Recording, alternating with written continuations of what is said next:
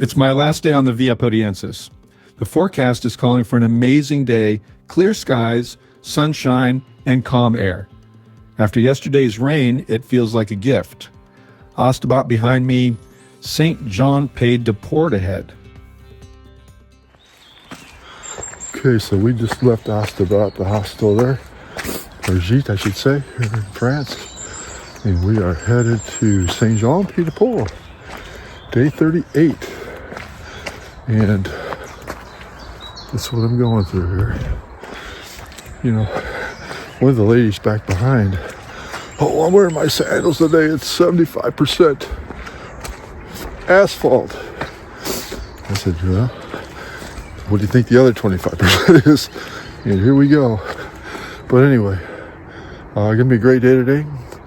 I packed my evening clothes in the bag here and my towel so I can clean up as soon as I get to my hostel in St. John, because my pack usually doesn't arrive till like 5 o'clock.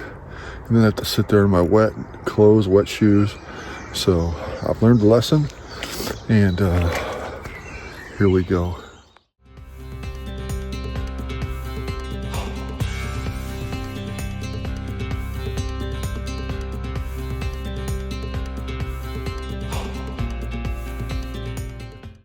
Leaving Gita's Aubrac, I passed the local farm animals grazing in the cool morning air. Scenes like this have defined the Via Podiensis: farmland, quiet country roads, the steady presence of life along the trail. In that moment, it all came back. The early days, the long climbs, the friendships, the miles behind me.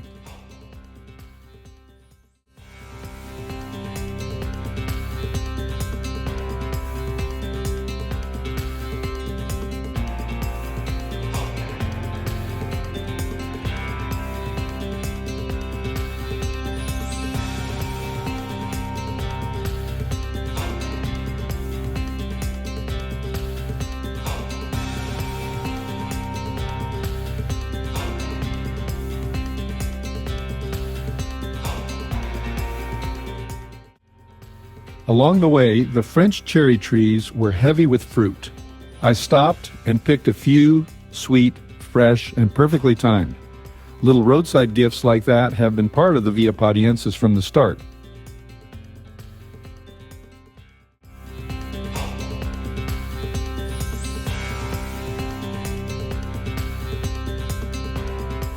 As I walked, I noticed how many Camino creatures have shared this road: sheep, cattle, farm dogs, birds riding the wind.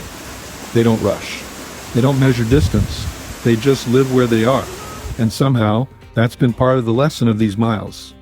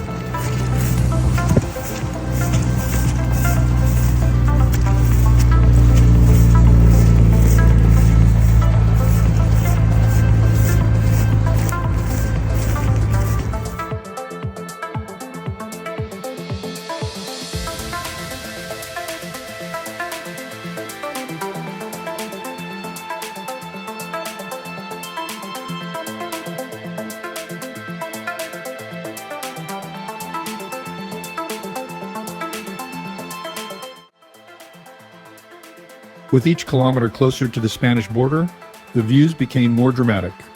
Wide valleys, layered hills, and the distant outline of the Pyrenees ahead. After so many days across rural France, it felt like the journey was quietly preparing me for what comes next.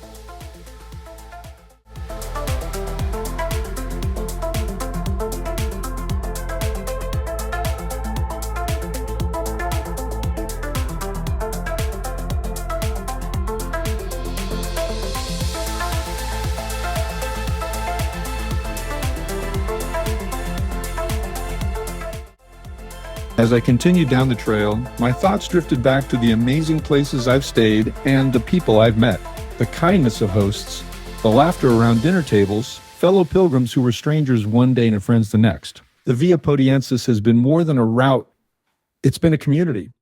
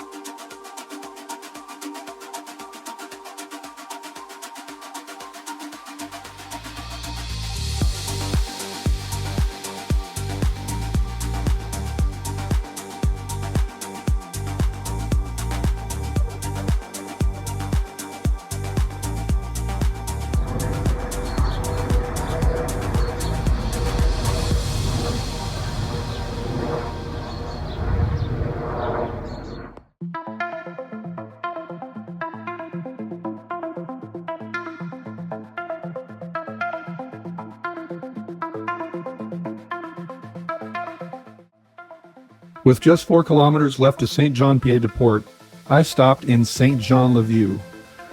Lunch and a celebratory beer felt well-deserved. This small town was once the original Roman settlement before pilgrims gathered in the fortified town ahead.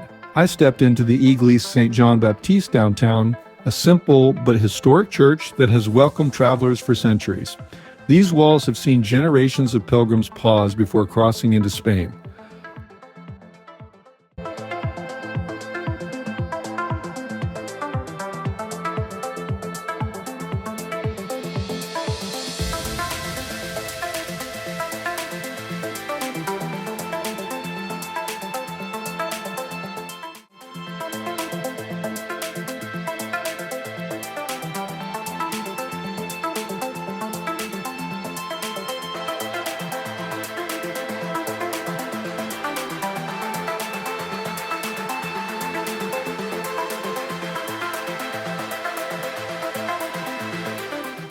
On my way out of town, I stopped at the small chapel along the old Roman road, a quiet reminder that this route long credits us. It was a peaceful moment, 4 kilometers to go, the journey behind me, and St. John waiting just ahead.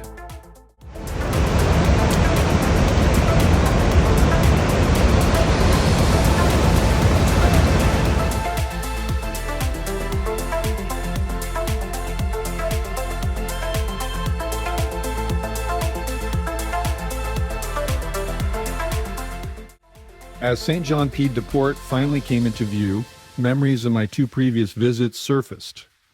There's something about this town, the energy, the anticipation, the mix of nervousness and excitement. It's an amazing place, alive with pilgrims preparing for what lies ahead. Before heading to my gîte, I stopped at the pilgrim's office to receive a new credential, a fresh booklet, a new chapter about to begin.